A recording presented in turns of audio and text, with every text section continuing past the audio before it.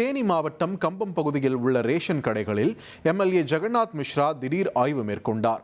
கம்பம்மெட்டு சாலையில் உள்ள ரேஷன் கடையில் அரிசி, பருப்பு, சீனி உள்ளிட்ட பொருட்களை எடை போட்டு சரிபார்த்தபோது எடை குறைவாக இருந்தது தெரியவந்தது.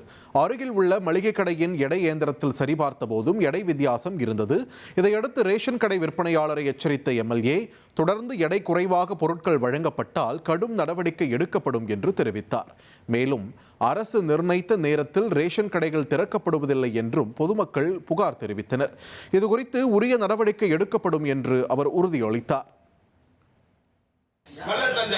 விற்பனை செய்யறாங்க 5ஆம் நம்பர் கடையில பொருளே எனக்கு நான் வாங்கலாம், ஆனா வாங்கின மாதிரி எனக்கு மெசேஜ் வருது.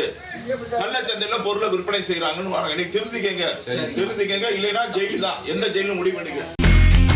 இனி செல்லும் இடமெல்லாம் செய்தி.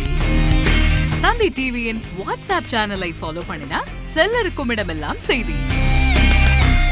இதோ QR கோட் இப்பவே ஸ்கேன் பண்ணுங்க, ஃபாலோ பண்ணுங்க.